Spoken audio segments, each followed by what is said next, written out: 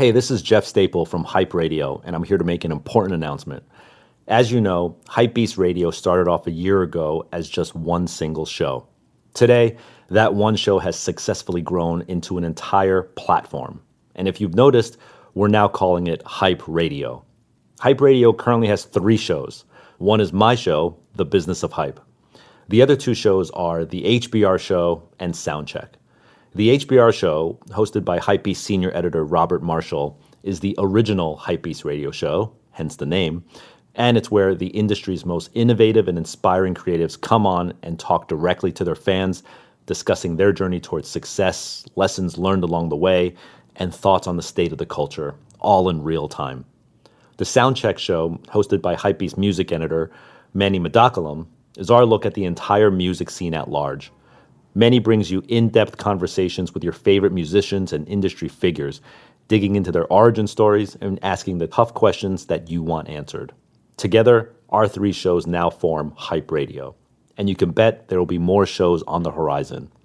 Now, this is where your part comes in. As you might have noticed, currently, by subscribing to HYPEBEAST Radio or Hype Radio, you're getting all 3 shows served up to you. Well, now we are going to separate them so that you can choose which shows you want to subscribe to. And I highly encourage you subscribe to all 3. So this show that you're currently listening to, this will only serve out the business of hype. And if you want to keep hearing the HBR Show and the Soundcheck Show, you'll need to, right now, subscribe to them individually. And you'll definitely want to do that right away because you never know who's going to drop into the studio. So whether you're on Apple, Spotify, or wherever you get your podcast, search HBR Show and Soundcheck and subscribe today. Okay, let's get back to this week's episode. From HYPEBEAST and Hype Radio, I am Jeff Staple, and this is The Business of Hype, a show about creative entrepreneurs, brand builders, innovators, and the realities behind the dreams they've built. In today's social media age, everyone is a photographer, or at least they think they're a photographer. And while some may simply do it for the gram, there are those that have honed their craft before likes were a thing, and they continue to do so today. Born in Queens, New York, and raised in the San Fernando Valley, this photographer and brand founder has used his camera to capture his love of skateboarding, the people of LA around him, and the models many of you may know him for. But in today's episode, we go deeper as he breaks down the importance of legacy, the need to be flexible as an entrepreneur, and what he believes is the effect of social media on creative work today. Everyone, welcome to The Business of Hype, Stephen Vanasco, also known as Van Styles. My name is Stephen Vanasco. Some people might have known of me or remembered me by Van Styles. I owned I guess at this point, overall skate apparel brand, Visual. I also do photography, been doing it for a little over 15 years, and born in New York and live in Los Angeles, grew up out here. Nice. So, I didn't know your name was pronounced Stephen. Is it? It's Stephen. Well, it's Stephen, and people call me Steven, and I just don't care to really constantly correct people. Yeah. So it's whatever people interpret it as. As long as it's not Stefan, that's the only time I correct people. Right. Yeah. Actually, I was going to ask you that, but maybe we'll just talk about it now. Mm-hmm. You are, I would say 9 out of 10 people would know you as Van or Van Styles, right? Maybe 10 out of 10. Okay, 10 out of 10. Okay. Yeah. But you definitely recently made a conscious sort of identity switch to go back to your real name. You changed your Instagram handle and everything. Yeah, that was about a year ago. Yeah, what was the impetus for that? There was a few things. I think one was just personal experience. So, in the last couple of years, I've had the birth of my daughter. I've had the passing of my father. So that was an interesting, when you start thinking about legacy, mm-hmm. Especially if you have a child, what do you want to leave behind as far as the name? And that was one factor. Another factor, I think, was, for those who don't know, I learned photography through the adult industry. Mm-hmm. At the time when I made up the name Van Styles, I was 22 and I was asked to start directing films, and I needed a directing name. So that's where it came from. It wasn't, I'm going to be a photographer, I'm going to be an artist, and this is my alias. It was just this evolution. And I just looked at myself and felt that I had outgrown who I was at that time of coming up with that name. Totally. Another factor. Then the third one, I think, was just, do I want to be 50 going by an alias, doing photography work or creating art? I would rather go by my real name. And then it just kind of got me thinking just on the whole social channel. Like, I think a lot of people put a huge emphasis on the branding of their handle first before actually developing or bettering their craft. Like, they're more focused on, let me get a cool mysterious avatar, have a mysterious handle, and like, no, I'm set. And I think it's kind of backwards. Like, you really need to develop your eye and what you're doing more prominently. But all these things came together. And I felt it was a change. And then also, obviously, under Advanced Styles, between me shooting a lot of models, that's what was so synonymous with that name. And I love photography as a whole, so I want to do more. And I just felt like, because I was so heavy with that type of imagery, that it kind of put me in a corner, like boxed me in. And I didn't want that. So I immediately felt like, once I changed names, okay, cool, now I can really do whatever I want. Interesting. Yeah, because at the same time, your look, like, really changed as well. Like, in terms of, like, your aesthetic, it became much wider. Yeah, that was a huge thing I've been contemplating, because originally what happened, I do a bit of work with Leica Camera USA, and they were going to use an image of mine to promote something, and the marketing woman asked me, what do you want to go build at, be billed as on it? And this was the first time anyone's ever asked that, like, your real name. And I said, okay, well, you're in marketing and you work for a pretty good company, what do you think? And she said, I see where your photography is going, and I think there's value in going this way with your name change. And that was like the initial push.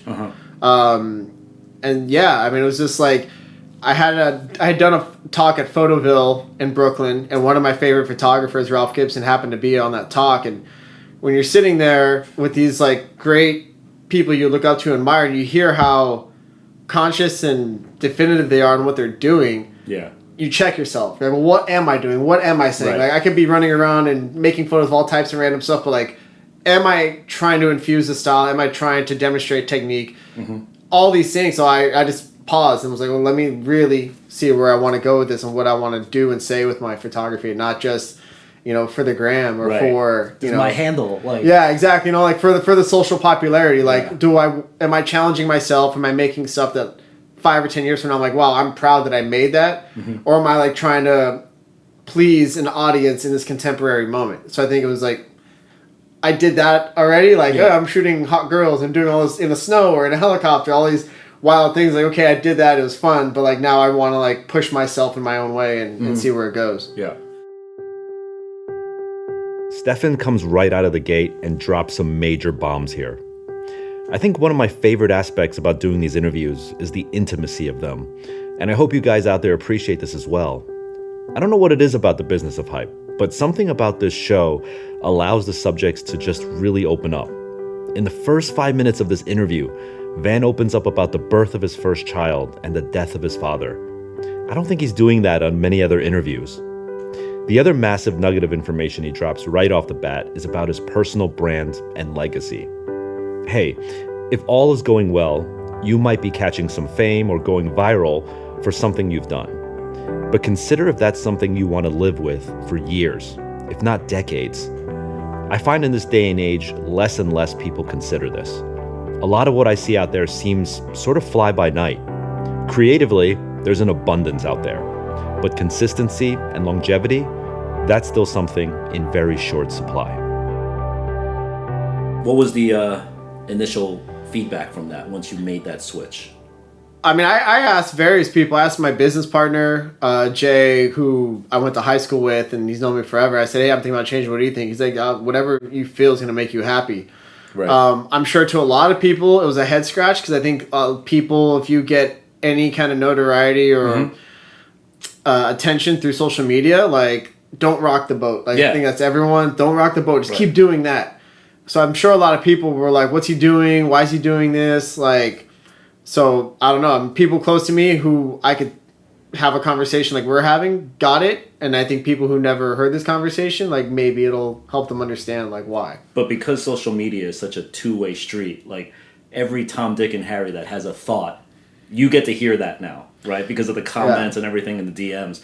So once you did it, I bet, like, I mean, I can imagine when you post a picture of, like, a gorgeous sunset or something, people are like, where are the titties? You know. Like, I mean, I was getting that early on, like when I do it, and like that. So that taught me a bigger picture about audience. So it was also this thing because Instagram was this thing that came out of nowhere. No one knew what it was going to be, and now it's evolved into this like machine where your follower count is probably it's like this unspoken cryptocurrency where it's like this value. When you're trying to like amass a massive following.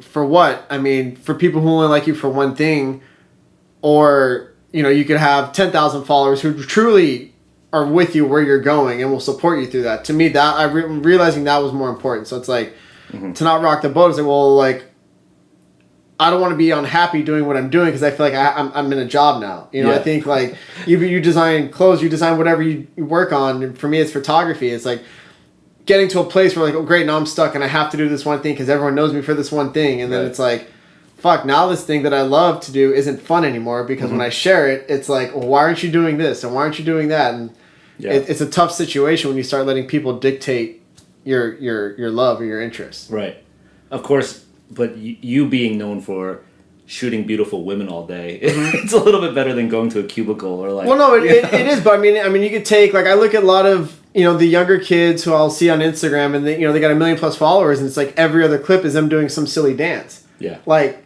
I would hate that I have to, if I have to go out every day in public and I got to film another silly dance video wearing an outfit, shit, man, that fucking that's a job. sucks. Like, that's a job. That's what I'm saying. It becomes a job. And the whole point, I think, of when you find something you love doing is the freedom of exploration. Like, you've done shoes and you've done clothing and you've done a variety of things. But it's like, imagine someone saying, oh, you only do clothes. Like, you're like, nah, man, like, I understand design. Like, I can do everything. Right. And I think that's what people get lost in because they're so quick. Oh, this works. Let me do this 10,000 times so I could get famous. Yeah. And then now you box yourself in. You can't do anything else because one, either you're afraid of what your audience is going to think or you're going to let your audience dictate how you should think. So it's really crazy like what it's becoming now. Right. So you feel very good about the decision to like free yourself from that. Yeah, because at the end of the day, if I'm happy, then I'm happy. Like, and if people don't follow me because I'm not under this name anymore, then fine. If if I'm not posting enough women shots as I did before, that's fine because for me it's my personal growth and I,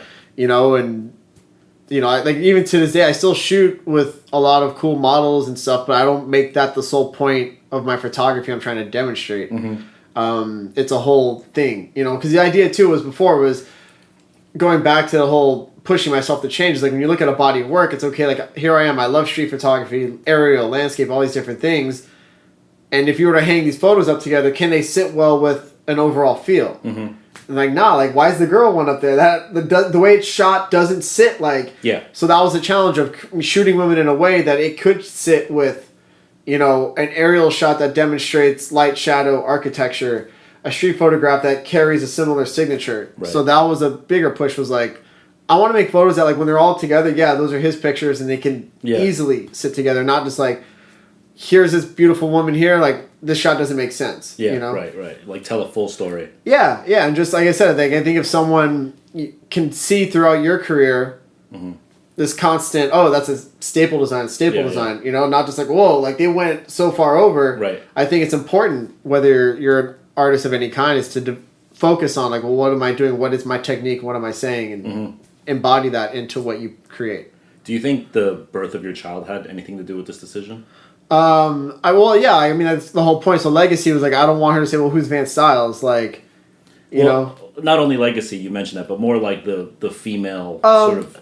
Yeah, I mean, 100%. Having a daughter, it's like you just look at her life, what it's going to be like, whether it's her challenges in the job place, challenges and just guys being guys and just being how guys have been since the dawn of time. You want to make her sure she's smart and aware to be able to handle those situations. Right. But then also, too, pushing myself to make photographs. Even if I shoot a woman nude, I want to make it in a way that when she's of age, if she sees the photograph, she's like, okay, like, that's tasteful, that's art. Like, again, going back, like, if that photo's sitting next to some abstract architecture photo, she can say, oh, okay, like this, I see what he did, Right, so I think that, 100%. Sometimes you need subtle pushes in life to make you, like, either whether you want to call it growing up or evolving, like, you look at things a little differently. Word.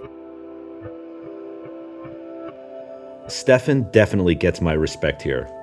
It's one thing to be conscious and aware that legacy is important, but it's another thing to act on it. He knew there might be some pushback or resistance to him changing his style and his whole online identity. He conferred with people close to him, but maybe most of all, he listened to his gut and asked what would make him happy. He was willing to risk his most valuable equity, name recognition. Now, speaking on personal experience, as someone who also has an art moniker that isn't my government name, it has certainly crossed my mind as well. For me, I actually want to make a separation between my business life and my personal life. While my business and the business of being Jeff Staple encompasses a lot, I subconsciously feel better about a portion of my life being kept for myself outside of the limelight. So the bottom line, there's no wrong answer. It's dope that Stephen is considering his daughter and his family in spite of the risks. Your personal legacy is a byproduct of hard work, luck, and success. And it's been great to see it pay off for Stephen. I got drawn to photography growing up skating in the early 90s. Started like 92 skateboarding, so it was Thrasher and Transworld. And like skateboarding, the culture at that time just blew my mind away. This independence, the subculture, this freedom, the fact that like no coaches, no teams, the rebelliousness of it. And you saw that in the photography too. The photographs weren't polished like traditional sports photographs. They were like, you could tell they were just like, I want to shoot it this way, and I'm going to do this technique. And, you know, a professional might have said, why are you doing that? But skaters were making their own mark. As time went on, I got more into the video side of skateboarding with friends, making shorts and all that stuff. And then eventually, like I said, through a skate camp I was running one summer, I got an opportunity to work in the adult industry. Mm-hmm. Well, while you're in the skate industry, were you like getting paid yet, or you're just no? This is fun. Like just people we grew up in the San Fernando Valley skateboarding with, like me and my buddy Nigel at the time. Like we were heavy into like video and editing, like editing mini DV to mini DV decks. We had little mixers to add music, like little crappy title makers, but like we had a shop that we skated for called 118. And like I remember 2 summers in a row, we just made our footage. We filmed with all our friends, and then we would edit a video and put it out and sell it. And it was so crazy. The first one we did, we made the copies ourselves, did all this stuff. We put it in the skate shop. We were so excited to do it that we didn't even like ask for the money. We were just like, they sold it. Yeah, they sold it. You know, so the shop itself wound up doing a follow-up video, but that obviously came from like, whoa, these guys did this video. Yeah. Shit, there's money here. We should do it. You know, but. How were you shooting back then? Like with what? Like Sony VX1000s, like CCD, like the first mini DV cameras. Yeah. So we would just film with those, and like that was fun. But like the team was like really cool. I mean, it was Paul Rodriguez's first or second shop sponsor, I think. So we have Paul in the video, and he was like 13, like super young, like sleeping over at my house. Like we would all go skate around. So that was the initial taste of creativity of like. Yeah. Cutting pieces and music and editing and all that stuff. Okay. And then through that job, you get the adult industry. Well, that wasn't even a job. I was just doing it. So I was running later on, I wound up being, I guess, a counselor helping run a skateboard camp for kids in Northridge. Mm-hmm. This guy, Christian Mann, he had 3 boys in my camp. They were 8, 11, and 12. And they wound up telling me that their dad owned this adult film company. Okay. So I was like, whoa, because in my head at that point, adult porn was super sleazy, greasy guy, like, you know, just, and he was the opposite of that. He spoke multiple languages, very educated, very well together, and it's like, you wouldn't think, at least for me at that point. Yeah. How old were you then? I was 21. Okay. Yeah, I just turned 21. And so we started talking. I was taking his kids skating, and he came to me and had this idea that he wanted to make a skateboarding adult film. Mm-hmm. And I'm like, what do you mean by that? Well, I just want, like, skaters. He's like, I want skaters involved. And I want it to come from skateboarders to make it cool. I don't want to put out a product that skateboarders are going to be like, oh, this is bad. You know? So be honest, when he said that to you, was that moment where you like, this is a horrible idea? Or you're like, no, this may be something I mean, cool. I think skateboarders at that point, it's like we'd seen this commercialism come in where it's like just so bad. Like whether it was movies portraying skateboarders, like just stuff, it was like, oh, this sucks. Like probably up until that, point, the most recent film that I was like, okay, this properly demonstrates skateboarders' lifestyles and everything was kids. Mm-hmm. So when that came out, I was like, okay, this is a real movie about, teenage skaters. So the idea was like, okay, cool. Like, because we've seen at that point, porn was so bad that it's like you saw a bunch of bad stuff. It was just like, well, if I could at least I guess, help make it a little bit better, like, I will. So he's like, get skaters to like skate in it and like have cameos. And so it was an interesting project. And at the time I was 21. I seen the new crop of kids coming up, like Paul Rodriguez and Mikey Taylor and Justin Case and Spanky and all these kids. I'm like, okay, there's no way that idea I'm gonna be a pro skateboarder was like out. That's not gonna happen. But you skate. I skated, yeah. I was a bit of a sponsored skater, like amateur at one point. But here I was like, okay, this is the reality. I'm not gonna be a pro skater. Yeah. I'm not, and it's 21, so it's like you start thinking, well, what am I gonna do with my life? And so here's this opportunity in an industry that I was like, okay, well, this has money. And it's kind of a rebellious like skateboarding. It's underground. It's not really this mainstream thing. Yeah. Like, okay, let's see where this goes. So he's like, just produce it. Like, I never produced anything at that point. I was like, okay, like I'll produce it. And I wound up linking up with a young director who helped get it done. And we got some skateboard friends to like do cameos in it. We actually had, we went to an agency in Sherman Oaks at the time called World Modeling, which is like was the central hub for adult films. And we're like, hey, do you know any male performers that skateboard? And it turned out this pro skateboarder named Pancho Moeller, who was pretty respected. Yeah. All right. Him and his girlfriend did scenes. So I was like, oh, this is insane. And what was even crazier is his girlfriend was like 6-something, and Pancho was a little person. So he, so it was like an interesting dynamic, but he was a good skateboarder and very well respected. So like we got them to do a scene.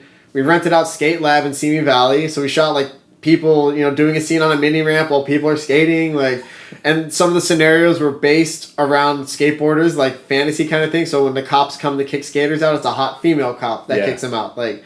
So we had. So you just basically could fantasize a scene, and you can now have the ability to make it happen. Yeah, I think the scene with Pancho and his girlfriend was like the skater going into like the skate shop and the cute girl that works there, and it's like, oh man, I want to take her out, like. Yeah. So that's where it came from. So at the end of everything, it did well enough for the guys like, hey, come work for me. Like this worked, and my time was split up as like a part-time assistant for him, like personal assistant, and then I was scanning negatives for the company's website. Okay. So then a little bit later, as time goes on, he's like, hey, you used to do skateboard videos, camera work, right? I'm like, yeah. I mean, I know skateboard camera work, adult camera work, that's a little, still new. Yeah. He's like, you want to try directing? At this time, I was 22. So again, I'm going down this rabbit hole of like, okay, well, this is wild to see where this goes. Right. Start directing, and I used to have to hire a photographer. So when I'm trying to book a crew out for the days to shoot, if the photographer was busy, I would have to reschedule everything because I want to kind of keep it one guy. Yeah. So it just got to the point where I said, I have money saved up.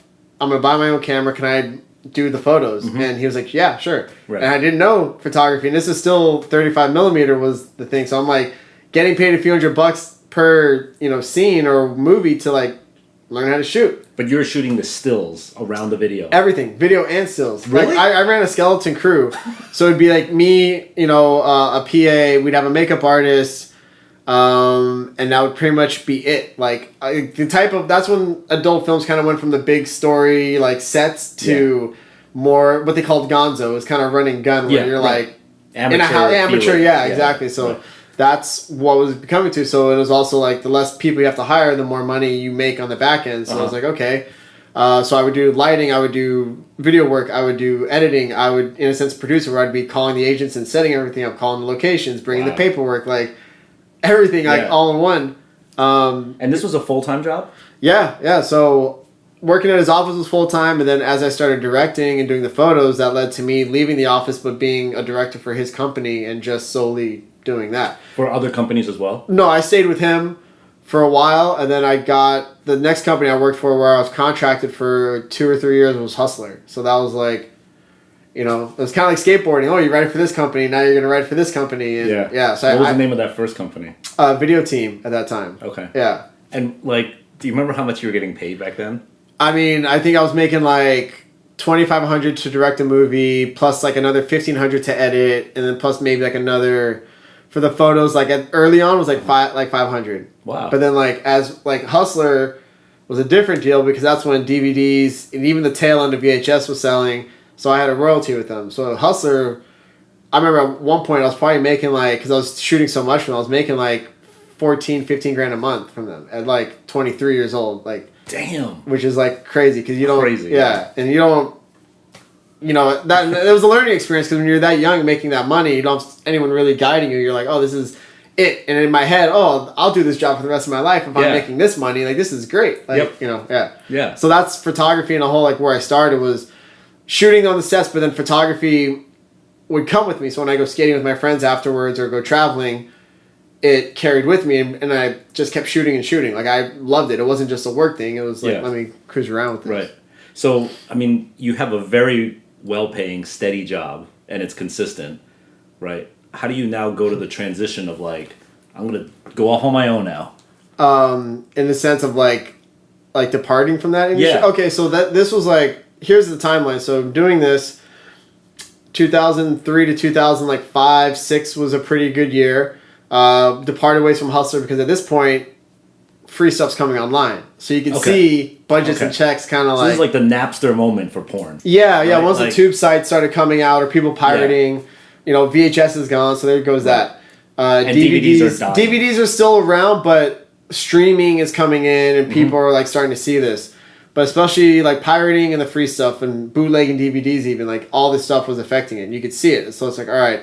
So that starts going down. I kept shooting with Hustler for a while to the point where it was just like they were going in a different direction. Like, so it's almost like fashion trends. So Gonzo was this thing, and then all of a sudden the next big movie type that came into that industry, I remember, was parodies, where it's like, just do the Brady Bunch, just do, it's like all this stuff, and I hated that stuff. So I was like I'm not Point Break, but so it's like I hated that. So it's like I'm not gonna do that. Like, so I was just like, I'd rather like figure something else out than do something I'm gonna really hate. Stephen says this very quickly, but I want you to let those words sink in. He said he'd rather figure something else out than do something that he's really gonna hate. When you're getting a solid paycheck, that is way easier said than done. And I know this because I hear it all the time from people who write into the show. I hate my job, but the money is too good and I can't leave. What do I do? And this sentiment doesn't even just come from young cats in the industry.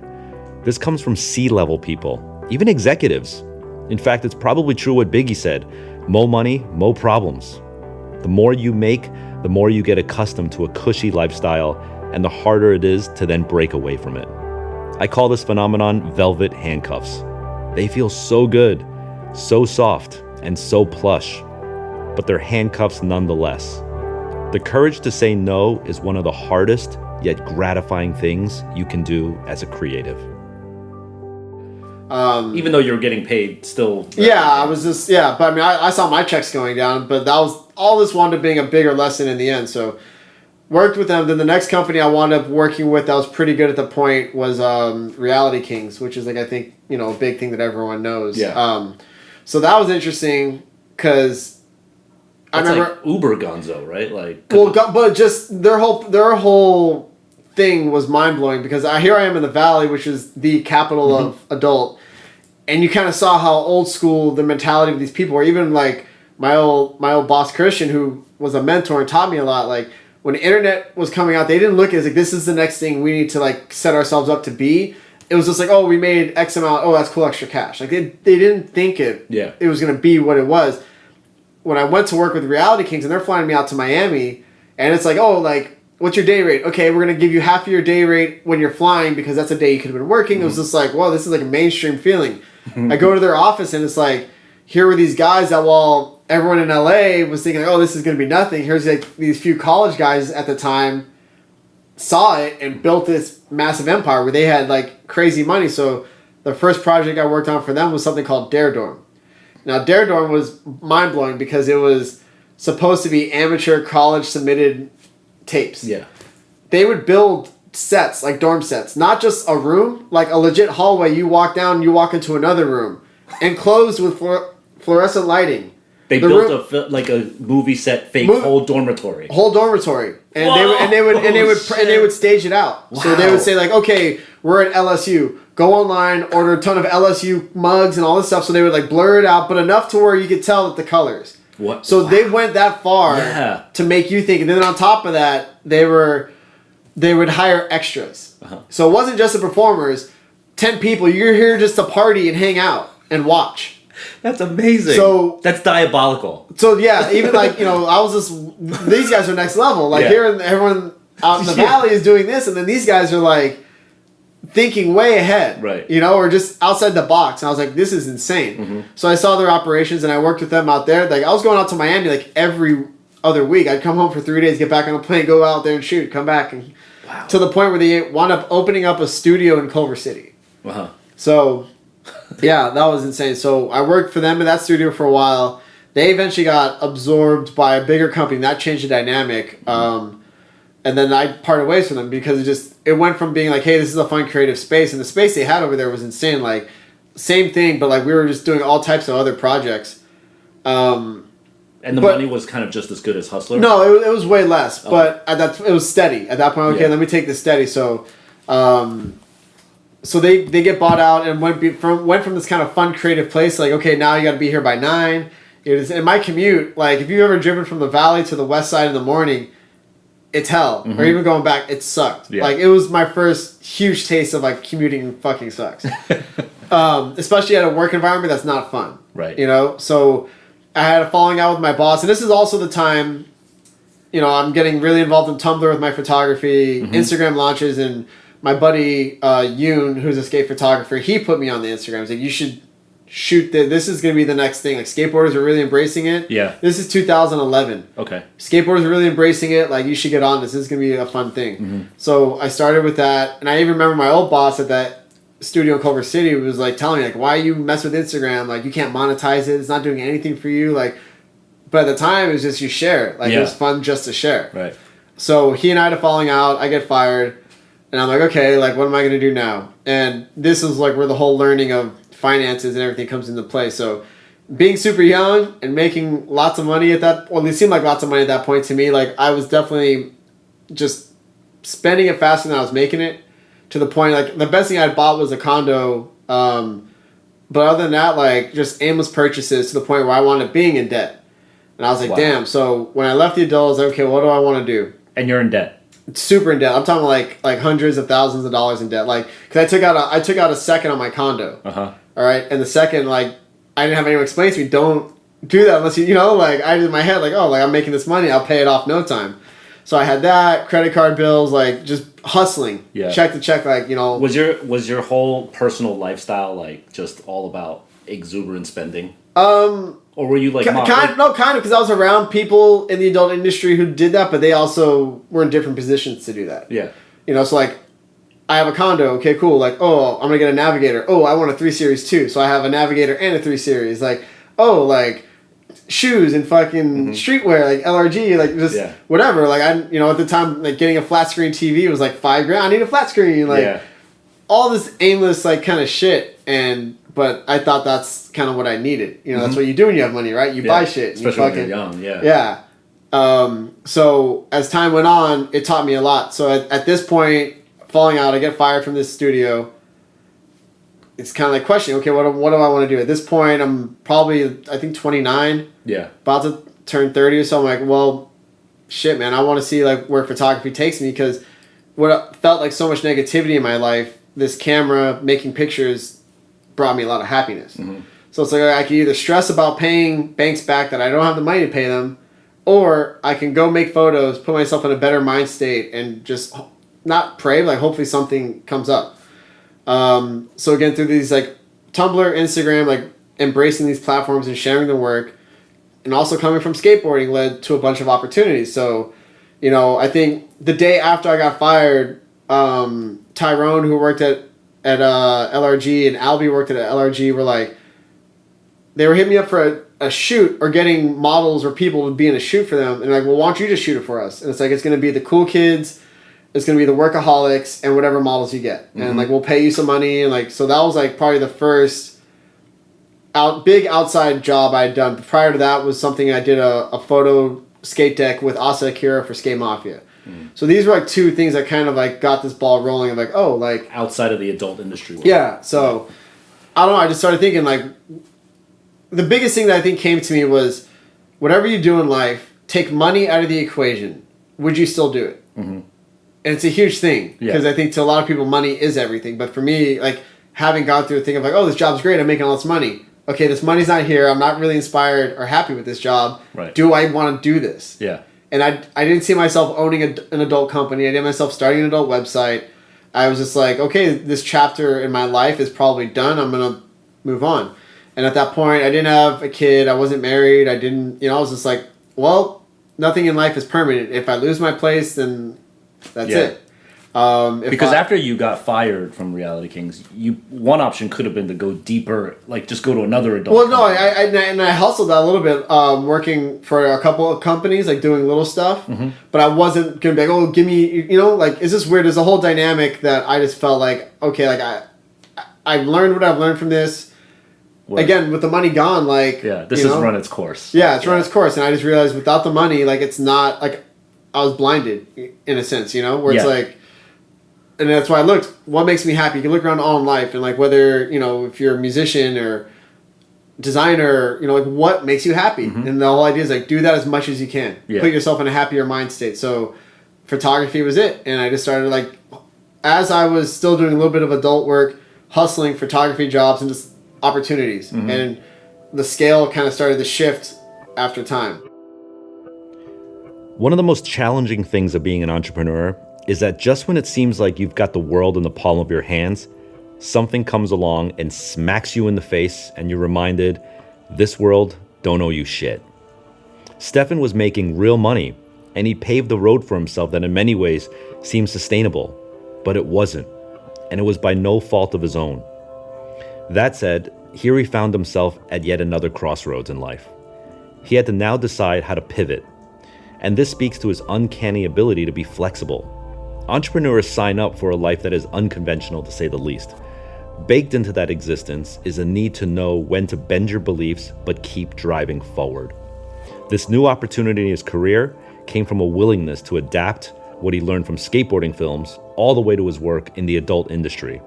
And here he is now, again, needing to learn a new trick 10 years later.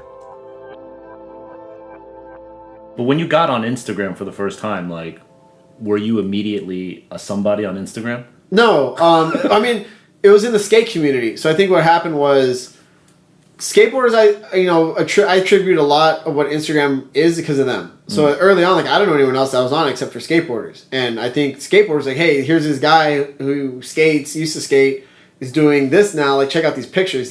Yeah. So I think that's where it came from. Okay. Of, like, I guess if you want to say becoming a somebody was through that, and right. I just used my directing name on at that point. So like I wasn't like, oh, this is going to be this thing. So I think I had like 3 accounts before I started to realize like what Instagram could be. 3 like test accounts. No, I kept getting deleted because early on people wanted to push the limit. So you show risque photo, right? And it's like, oh, I got deleted. Like it's almost like you're trying to rock it as a badge of honor. Yeah. And after the 3rd time, like I just was like, okay, if I'm really trying to do something with photography or show it, like you can't.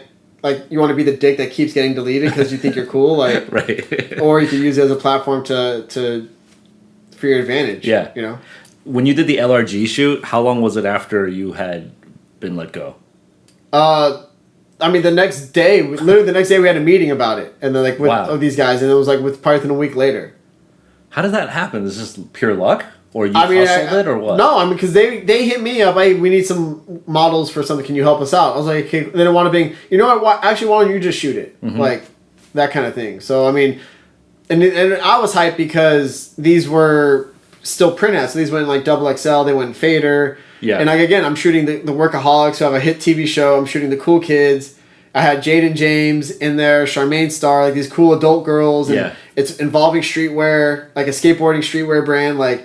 The skaters came out, like, it was fun. And we literally just, like, partied for a day at this house in Encino, made photographs, and, like, a couple months later, cool, they're in ads. Like, wow, like, and this, again, Instagram's starting. And it's like, cool, like, here's my photo in a magazine. Like, right. It's a way to share and demonstrate, like, photography, So I was super hyped about that. That's so cool. It's literally, like, all your interests in, like, one project. Yeah. That's awesome. Yeah.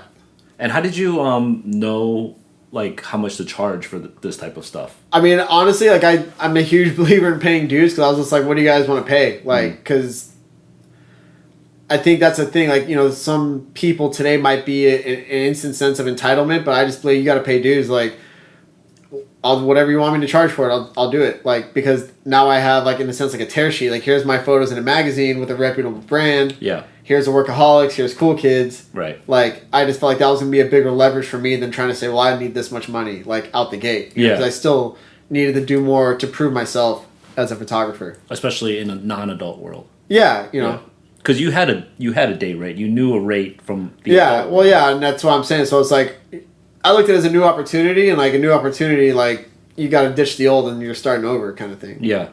We brushed on this before, but you talked about how Instagram following count is almost like cryptocurrency. That's really interesting.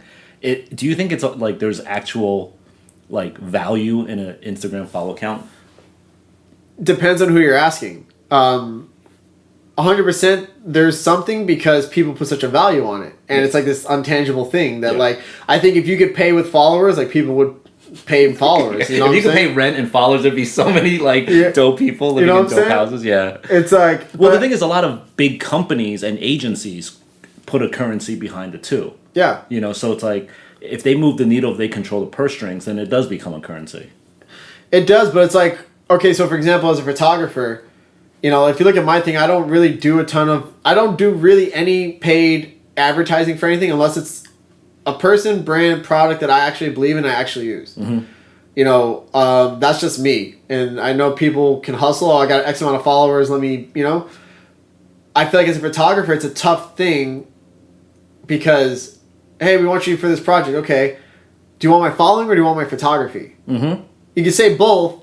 But when it's like, you need to post this and do this, and it's like, shit, like... They want the number. Yeah, like, what's more important? So I think if you want to tout yourself as this, like, excellent person, it's like, the guy who shoots all those Adidas, like, windows in fucking Midtown New York, who shot those? Mm-hmm. I don't know. Yeah. I guarantee you that guy got more money than right. the Instagram guys got, you know? Definitely. And it's like, and I'm sure he wasn't, you got to post this, and, you know, like... Mm-hmm. So I think there's a scale that's still shifting. But I think it just depends. If you look at numbers, like, great, are they quality numbers? Are they standard numbers? Like, you know, at this point, like, it's tough because if you think about it, are you an actual creative or is it just your numbers? Yeah. You know, that's why it's like every product shot I see from someone, hey, we're going to siege you these shoes. Okay, let me think. Oh, I'm going to hold it up in front of me and do that. That no one's ever done this before. Like, it's just the constant. And it's like, all right, if you really won't tell yourself as a creative... And say Nike says, hey, we want to give you this shoe. Are you going to do the expected? Or are you really going to be okay? Like, what am I going to do with this? Yeah. What's going to be different? Like, and I don't think a lot of people think like that. I think they're just like, what's the easiest thing? Like, you know, go find a puddle in a grimy alleyway, put it there, and reflection. Like, it's just the same. So it's like, no one's really as creatives or people. I have this following. I'm going to demonstrate why I have this following. It's just just write it off. Right. You know. Do you get hit up a lot by companies asking you to do that kind of work? No. And I think it's because if you look at my feed, you don't see it. Interesting. Okay. Yeah. But they must have, like, at a certain point early on, maybe. I mean, a couple people, but, like, it was just no. Like, you know, like, I'm not interested in that. Like, they know by your feed. There's not too many hashtag ads on your feed. There's none. Like I said, if it's anything, it's literally because, like, if I mess with a product, it's because I tried it, I actually use it, I back it. It's not just like, hey, like, I'm going to promote this thing, but next week you're going to see me with this thing because, like, I don't actually touch that thing. Like, you know, here's the thing. I believe in this day and age, we're all looking at these screens and we're checking stuff out. Like, what's actually, like, honest? Mm-hmm. And that's the thing. Like, everyone wants to have followers so they could, like, be promo models and sell you shit. And it's like, but, like, you don't actually use what you're promoting. Like, like, it's just, to me... And I get the hustle. I get, hey, go make your money. But it's like long term, like, right, like, fuck, man, you're just selling bullshit that you don't even believe in. Yeah, and I think we're at the tail end of that sort of phenomenon. You know, I think actually corporations, brands, and the agencies that represent them see that it's also not authentic and it's not effective for them to have like a whole bunch of these famous Instagram people sort of like, you know, talking about their products. So I think they're looking for like a different. Well, I think it goes back to the core audience. So it's like if you have, you know, 2 million followers, you know, but you're really, when you post something, you really only see like the same, you know, 20,000 people buying it. That's your audience, really. Yes. Everyone else is extra. Everyone else is waiting for the one thing that they like to happen over and over again. Yeah. You know, so I think there's value in core audience versus give me all the followers. I just need everyone. And it's like, why? You don't even need that many, like, to be honest with, like, what you're doing. Yeah. It's a numbers game. And it's like, at the same time, you know, all right, even if you have 2,000 followers and they're a core 2,000 audience, oh, you only has 2,000. Put 2,000 people in front of you and tell me that's not enough people. Like, right. You know what I'm saying? Like, the numbers have skewed everyone's view of actuality. And You're I remember, so right, yeah. Like, I remember photographers, I pulled that picture down. Why? Oh, they only got 500 likes. Like, dude, have an art gallery, put 500 people in it. Mm-hmm. Tell me that's not enough people looking at something? Or, like, if you believe in what you're doing, genuinely liking it, like... Right. If 500 people came out, you'd be overwhelmed. Yeah. You know, it's just, like, mind-blowing. That's, like, people see, oh, they only have this, like, Jesus Christ, like... Like, how much is enough? Or how much, you know, it's like, it's just... You're so right. I want to jump in right here real quick so we don't miss this point. Because in the 3 seasons of Business of Hype, nobody has raised this subject. And I think the value of the message is key. How much is enough? It's something I think we should all think about because our expectations have definitely become skewed. How do we get tricked into thinking we need to be verified or have 50,000 followers or get 10,000 likes? To go even deeper, it's been proposed that the manipulation of how people frame their reality for social media is leading to increased depression and maybe even suicide. And it all ties back to the point Stephen makes here. How much is enough? We could all use a perspective shift to appreciate the people that do value what we do. Give yourself a break and pat yourself on the back every once in a while. Remember this, the work is the work, not the post or the comments. Food for thought, y'all. When did you notice that your Instagram was taking off in like a radical way? Like how far into it? Probably by like 2013. And so 2011 I started, so 2013. And you remember like the number where you're like, holy shit, like was it like... I think the second account I got deleted at like 20,000, which was a lot at that point. So I think, you know, you get caught up you get caught up in the numbers game. Yeah. So I'm like, oh, like followers. And it's just like, I think, you know, 2013 was when it was like a thing. Because it's like, I remember like going out to New York and like finally meeting you. Mm-hmm. You know, like running around 13th Witness, like just a bunch of stuff. I'm like, oh, wow. Like, but when you're on the street and people like recognize you, like that's when it was like, okay, this is weird. Like there was like a couple of years where like I'd be out and people would recognize me and say what's up. And that was a trip because it's like this thing that started out on this is now it's like to the point where people can say, oh, what's up? Like, right. But you're supposed to be behind the camera. Yeah. And now people are recognizing you. Yeah. That was weird. Yeah. Well, I mean, there was like YouTube like interviews with me and like other stuff I think that they saw, or if I'm, you know, Trash Hand took a photo of me, or, you know, there's other ways people saw me, but yeah, it was just like this skyrocketing thing and you're kind of like a part of it in a certain way, and you know, it was interesting. But for someone who's listening to this, if there's such an easy way for them to make money, it is kind of difficult to be like, don't do the easy thing. Don't do the thing that is so obvious that everyone knows will like, you know, get the most number of hits and likes. Do the hard, weird, obscure thing. That's fucking hard. Well, it is hard. And here's the thing. So like I always like think back to skateboarding, at least at the time that I started. And this is like, it's just a funny, you know, you working with retail and all this stuff. So here's a story that I love. Uh-huh. And I think this was the biggest thing that skateboarding at one point instilled in me and a lot of people is a sense of individuality, where you do not wear, you don't have the same board as your friend, you don't wear the same shoes as your friend, like all to the point I was 13, walked into a skate shop up here in the valley, wanted these black Airwalks. Walked in there, I told the guy, hey, I want these black on black Airwalks.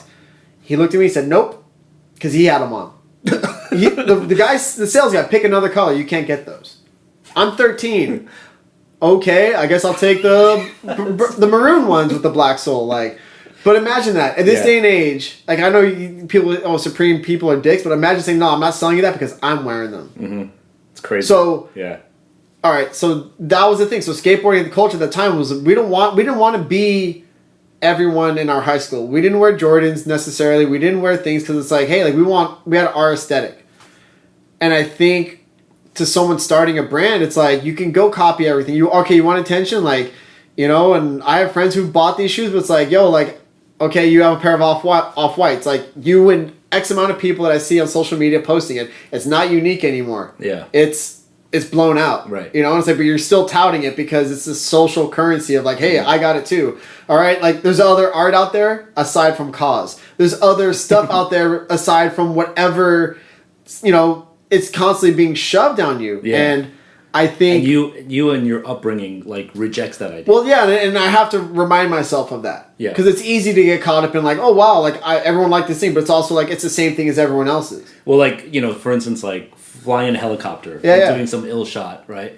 You were one of the first pioneers of that, right? And then, I don't know if I was a pioneer, but I definitely enjoyed doing it. I think there's people doing a lot of cool aerial stuff. But then like, everyone does it. Yeah. Everyone gets a helicopter, and then that's when you're like, okay, I'm done with this. Well, either you say I'm done with this, or it's like, okay, but when everyone goes up in a helicopter, they go up with a 24mm lens, and it's always the big dramatic wide shot. Mm-hmm. So now it's either throw in the towel, or you say, well, I'm going up with 135mm lens now, and I'm going to frame it differently because now it's not the wide shot, it's a more compact compressed shot. Right. So you have to look at it. So it's like if you're going to like take something, it's like, okay, so like what Jacob Magazine did, like when the Yeezys first came out, like what do? Mm-hmm. They went and bought like a pair of Yeezys for like $500 off some dude and skated in them. Yeah. Like just to say fuck you to like the whole, and I thought that was rad because it's like, well, everyone's like a holy grail. Like they're like, no, we're going to skate in them, fuck them up and throw them in the trash can when we're done. Like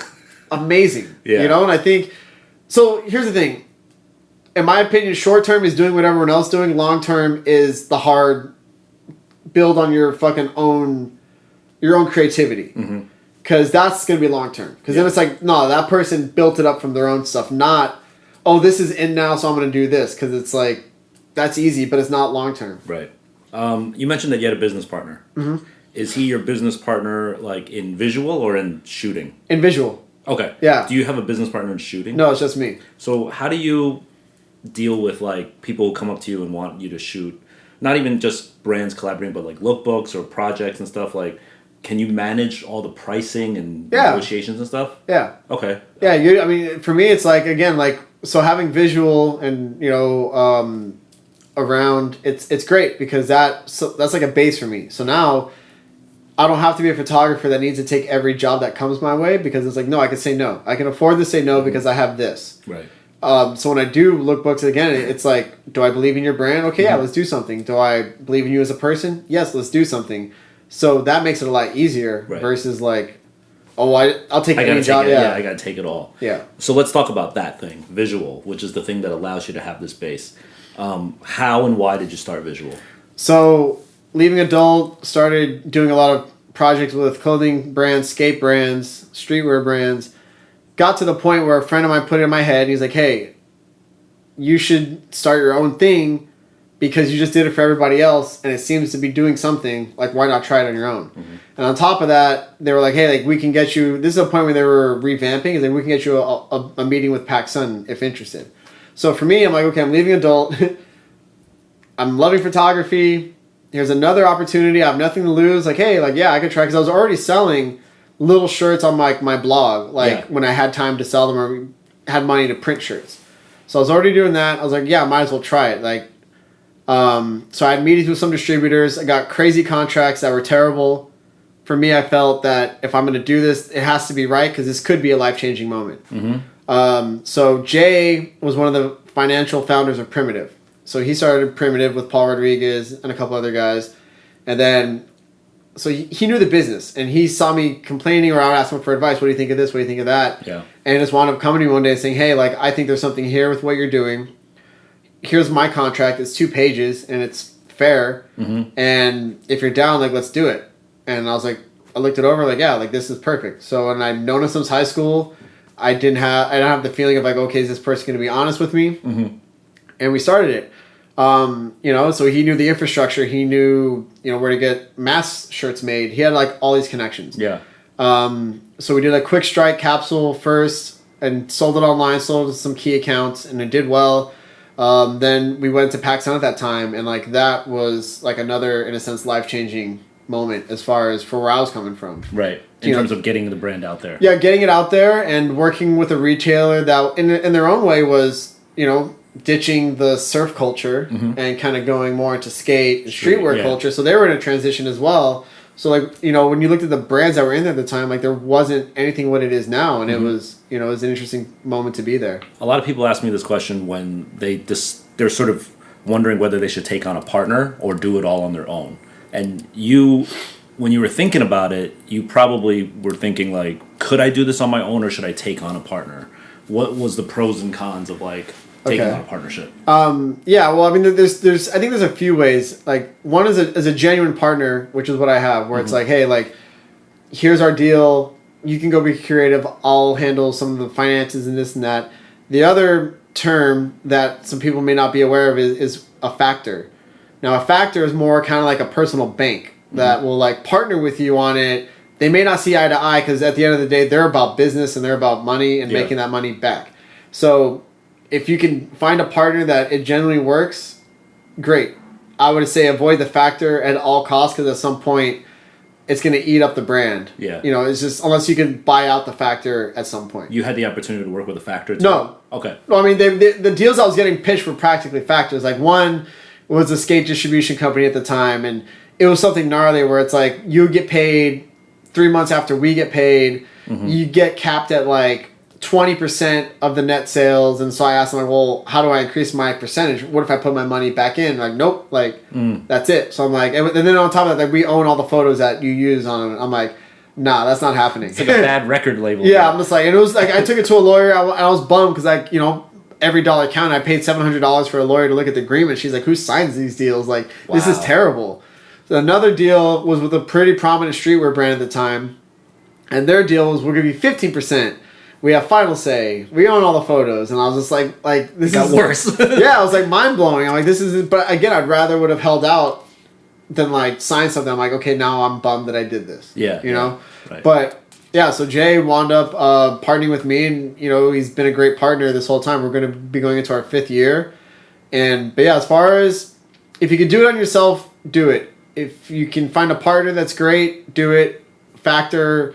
You might as well take out a personal loan from the bank and go from there. Or just take out mad credit cards. Yeah, like, exactly, you know? Exactly. You know, and for me, at least you own it. And for me, because like the thought was, could I do this? But then I won't have any life. You know, so like I love making photographs. Like you won't be able to go out and shoot. Yeah, and I think it's also being honest. Like I'm sure I could have focused and learned a lot of intense business aspects, but it's also what am I good at? Like I think I'm good at, you know, networking, working with creatives, making photographs.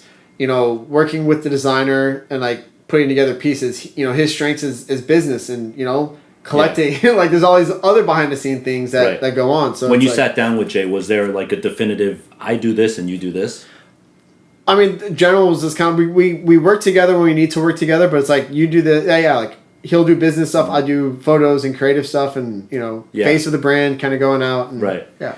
What's cool about visuals, like, I kind of related in a way to like Obey in some ways, and not aesthetically, but the fact that like Shepard can do his own art thing, he can do whatever he wants, and it seems like Obey, the clothing line, can tap into that whenever they want or choose not to tap into it. So like Stephen and visual are like they're linked, but they're also not like completely intertwined. It's not like every photo you take has to appear on a t-shirt, and it's not like they can only use photos of you and of stuff that you've produced too, right? Is that like a very structured decision-making process, or is it every year you just sort of look at like, okay, these photos make sense on clothes or these don't? That's working with Danny, our designer. So it's like if I'm traveling, he'll go to my Tumblr or Instagram and he'll start kind of like pulling source material that he finds intriguing and start developing stuff, and then I'll work with him from there on it. But yeah, it's like some stuff works, and it's like, but that's the beauty of it. Now, I think going back earlier, that was another thing of like the change of my name was I really want visual to be its own thing. You know, instead of constantly being, oh, it's Van Styles, oh, it's Van Styles. Like I want it to be its own living, breathing entity without me. Like that was a challenge. Like, will this work or will this not?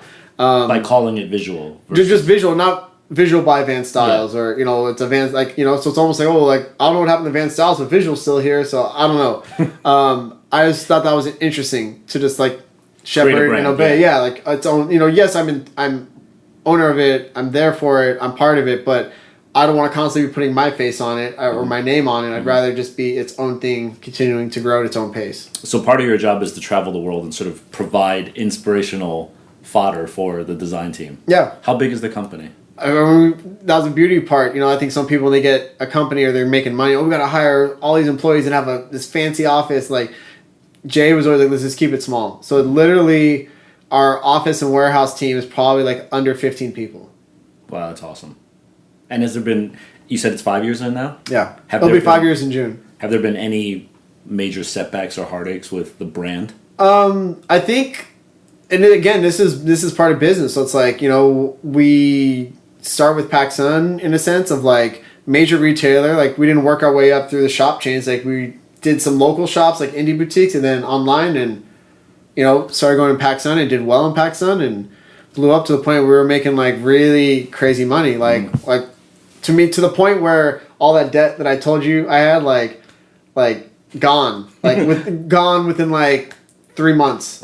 Yeah, where I was just all like, holy shit, like I just like new start, like that's insane. Awesome. But then obviously time goes on and then you witness fashion trends changing. So like graphic, photo tees, skate was really hip, and then everyone wants to dress like Yeezus now. Yeah. So it's tattered, long t-shirts and drop crotch and all this stuff, and it's like you just saw that wave fucking come in, and PacSun jumped on that wave because that's what retailers do. Well, what's selling right now? We need this. Yeah. So we definitely saw our sales like go in a different direction. But that was the biggest thing that I learned in the sense of business is it's so important to stay nimble to, in a sense of size of your company. Like, don't overextend yourself just because you can at that moment. Yeah. Because then, it can go back to trapping you. It's longevity. It's just being stable, or even not sustainable in a sense where it's like, hey, like I make what I make and I'm able to do what I do no matter what on my terms. Not, I'm stuck to this now. Yeah. I made this one shirt and this one shirt sells. Now I have to focus on selling this one type of shirt for the whole thing. That was a learning curve. So it's like, okay, yeah, sales drop, but we're small and nimble enough to get through this and then grow again from there. Right. I remember when I saw like your brand not being photo based anymore because that was sort of falling out of trend, right? So you had to sort of call an audible and be like you started doing just like graphic shirts. Well, what we wanted to push, we did from the beginning. We always wanted to be able to have a balance of photo tees and graphics, like and I think you just have to try. You know, it's like I could have said, well, no graphics at all, just photo tees, but it's like no, like failing is part of learning and it's part of growing. So it's like we got to try graphic tees, and I think we found our stride in some stuff that for the graphics that work. Obviously, the photos still are our major point, but it's a whole, you can't be scared. As human beings, we are creatures of habit. And it seems like one thing Stephen is able to do over and over again is adapt. Even in this new chapter, through his brand Visual, he's found a new path to prosperity. But even with their initial success, he had to adjust in their design approach. It's a lesson to young creatives and entrepreneurs that whether you like it or not, the road to success is long and it's winding. You've got to be able to assess what's working and what isn't.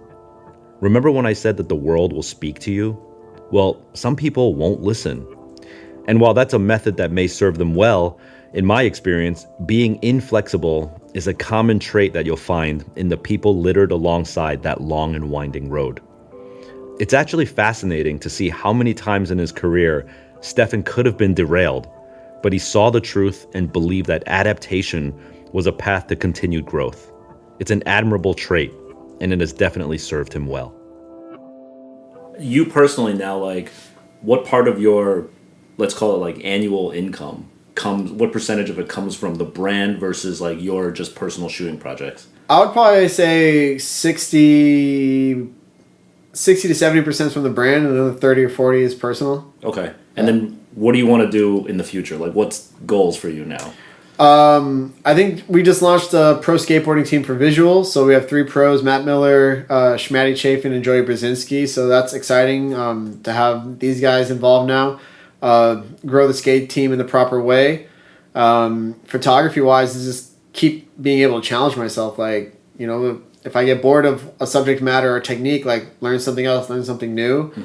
I don't know. You still have a passion for shooting? I do, yeah. It's definitely more, before I think like 2012, 13, it's like so exciting. with Instagram, all the stuff that you're just kind of like shooting everything and just like, you're just throwing shit on the wall. Yeah. But now it's like more of like a curated taste. It's like there's days where I don't want to go shooting because the light's flat. Like I'm just not interested, Like you're being way more selective about way more selective. Like, whether I'm shooting digital or film, like, is this, am I really going to be hyped on this shot, or is this just another duplicate shot that I have like from something else? So it's just slowing down a little bit and saying like, what am I really, what I really like, what am I going to say with this picture? Or is it just a filler fucking, here's my Instagram shot? Like, right. So but I think... Damn, with that kind of like high criteria of selection, do you have other interests that have like replaced all the shooting that you used to do? I mean, just that any free time that I have, aside from visual, aside from photography or anything else, it's I guess my daughter is the biggest interest, because it's just... That's a big one. Yeah, I mean, it's like I just, when I'm out of town, I come back and like I just... there's times I'll shut off the whole weekend and it's just her. And I shoot photos with her and I make memories with her. And nice. So I mean that's a thing. Just usual stuff. You watch movies. You watch. Just having a life. Yeah, just having a life and just not like putting so much pressure, because I think that's another thing that comes from like these social channels that like I got to put something out. I got to do this. And it's like the world's still gonna be here. Like that's why you can take your time. Don't rush yourself and like fuck yourself up, because it's like. Take your time to think about it. Yeah, then you'll be better off in the long term than like just doing a bunch of bullshit. Right. You mentioned about like how if the light's not right, you won't even like go out and shoot because it's like it's not going to be exciting for you. Going back to your roots of like shooting beautiful women, like you still occasionally shoot women and post them. Yeah. But I do feel like you're way more selective and curated about who and how you shoot it. Yeah. So how about like, is there like a selection process that's more curated? Like, because I bet the incoming is still like, shoot me, but you have to be like, nah, I'm not going to do that, I'm not going to do that. Well, it just depends. It's like, if I'm going to, like, say if I were to meet up with someone to photograph, and say we met through, like, Instagram, and it's like, okay, like, we're going to shoot. Like, I'm pretty loose and fluid with how I shoot. And I'm like, okay, let me see, like, how you stand against the wall. If your go-to is in... And I might be guilty, but if your go-to is to turn your ass to me, then it's like, okay, hold on, like, I see where you're going with this. Like, you just want that shot, And I've done plenty of those shots. So now it's like, it's a challenge now. Like, even if someone, like, has a great figure, like, can you find beauty in, like, their collarbone? Like, as cliche as it might sound, like, what's actually unique about your photograph? Because that's another challenge you got to ask yourself is it my subject matter or actually me and my technique that make the photograph? Mm-hmm. So whether you're some rapper's tour photographer, can you go make a photo of nothing really interesting? Or is it you have to have little whoever in your shot to make... No, I'm saying to make it dope. Like, that's where... Like, I look at things. Same thing if you're a photographer who shoots women. Like, you could tell yourself, like, oh, I'm this great dude. Okay, but are people still going to be interested in your pictures without that subject matter? Mm-hmm. Or if you have the subject matter, is it created in such a way that, like... I don't know who this model is, but, like, this figure that's kind of, like, coming out of the shadow, whatever it is, like, wow, like, fucking great shot, right. I think that's the challenge now. It's, like, more or less, like, okay, like, what can I do? And again, that sits with it. Because I could throw up a backlit, beautiful photo of a woman's curves or her butt or whatever. Mm-hmm. Okay, yeah, I know it's going to work. I know the cheat code. But, like, again, like, totally. I've done the cheat code, and it gets boring after a while. It's like, Yeah. So you must get into situations where, like, you're in the midst of, because when you're shooting a woman, there's like another human being, obviously, right? And she has agendas of what she wants to get out of this shot. She wants probably the cheat code shot, depending on who it is. It's different personalities now. It's like, if that's your range, then I get it. But like, I'm not gonna like just do a bunch of that. I'm not gonna post a bunch of that. And it's like I could, but it's like, I don't know. I've done it so. I feel like I've done it so much, and I know what it is, and it's like there's nothing challenging in that. Yeah. There's nothing challenging in just here. It's great eye candy for a lot of people, mm-hmm. But if you're gonna show me a shot of a girl's ass, show me something really, show me intentfully like how you use lighting and how you use your camera and how you use things to make it, not just like right. But you've also, because of your reach, you've also made people's careers. If you want to say that, I mean, it's a big compliment, but yeah. Yeah, but I mean, if you post somebody more than 3 times, this all of a sudden becomes like an it girl because you posted her, and the girl knows this too. So there's this dynamic of like, I need to give you a money shot so that you will want to post it. But you have to like. I mean, I hear what you're saying. Like you're trying to shun all that to create good art. Well, no, even with like, and it sucks. But like even with girls that I shoot with, like. like I tell them like, hey, like I'm gonna get to these when I get to these. There's no like, oh, here's your photos tonight to post tomorrow. Like, and I don't send them like, hey, right, airdrop these to me. Yeah, now, right? I don't do that. It's like, what again? Digital film. Like I'll sit on the photos. It might be 3 months. It might be 6 months. It's like, hey, like now I'm gonna put it out. Like, I don't like again. I think the social channels cause this big rush of everybody for so long. It's like, no, I want to take my time. Like, let me marinate on these pictures and see like what I think of them now. You know? Yeah. Do you think Instagram is here for good, or do you think it's going to be a new thing? Oh, it's here for good for now. I'm sure at some point it's going to be what, you know, younger people look at Facebook. You know, or younger people right now on Snapchat look at Instagram as an, at least they did. They looked at Instagram as an old thing. Yeah, old, right. Old people thing, yeah. Yeah, you know, Snapchat's the thing. I mean, that's technology. It's going to constantly evolve. Instagram will be here. I think it's safe to say it's not what it was when it started. Yeah. The same thing, you know, and now it's a machine. And but yeah, I guess it's just not. But see, now the thing is, people are, in the past 5 years, it's been interesting because now people have seen the success of, oh, I'm a YouTuber. Oh, I'm an Instagrammer. Like, oh, I'm this. And it's like, what I thought was amazing was when Snapchat first really started to gain momentum. Because at first it was like, follow me on Snapchat. I was like, this is an app that like, if you're in high school, you want to send nudes to someone. Like, it wasn't a thing. And then obviously it became a thing. And you saw everyone rushing from Instagram, follow me on my Snapchat, follow me on my Snapchat. Because everyone's like, I need to be a part. It's like getting in on stock early. I need to get in on this now, so I'm going to be here when it fucking blows up. And you're right. You know, it's like, that's what it's going to be. So the next social thing that everyone says, this is great, you're going to see everyone rushing, like, follow me over here, follow me over here. And it's like, not because like they probably enjoy using it, but it's like, let me invest in this stock now, and hopefully it'll pay off for me like later on. They're diversifying. Yeah, you know, because like, there's a lot of people who are great on Instagram and suck at Snapchat, but they're still trying to get you to follow, and it's like, because I need those likes, I need those views, I need whatever it is. It's like just chasing and chasing, you know? Yeah. And I think it's important in understanding yourself and what channel you're most effective at. Not everyone wants to be on camera and be a YouTuber. Yeah. You know, not everyone has the ability to have great conversations and have a podcast. Like, you just got to understand, like, what are you good at? Like, what platform do you actually enjoy using? Don't force yourself to, like, oh, I got to do this over on this platform now. Like, no, you don't. Like, right, I know. You know? Word.